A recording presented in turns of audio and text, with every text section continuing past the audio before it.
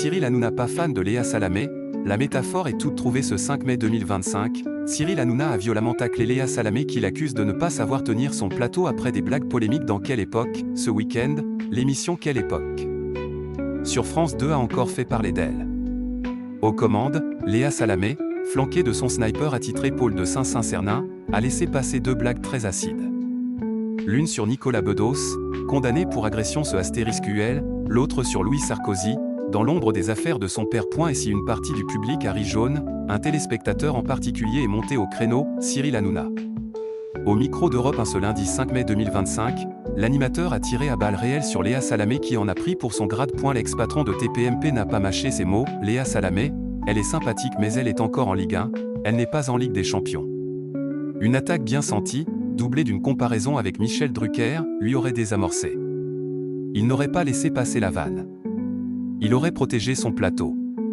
Cyril Hanouna, piqué au vif par la blague de Paul de Saint-Cernin sur son ami Louis Sarkozy, s'en prend plus largement à l'attitude de la présentatrice. C'est à l'animateur de tenir son plateau. Moi, je lui aurais dit direct, Paul, elle est nulle ta vanne. Selon lui, la complicité entre Léa Salamé et Christophe de Chavannes aurait pu éviter le malaise.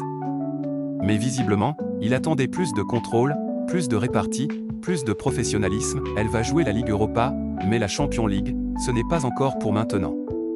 Et le carton rouge ne s'arrête pas à Léa Salamé.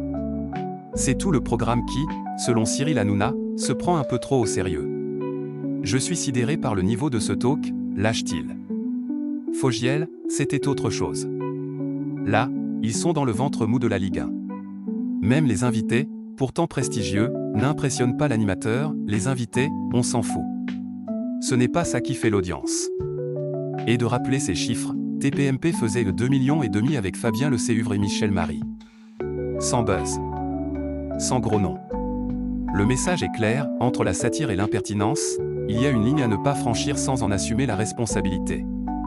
Et dans l'arène médiatique version Hanouna, on ne devient pas grand en criant fort, mais en tenant son plateau au cordeau.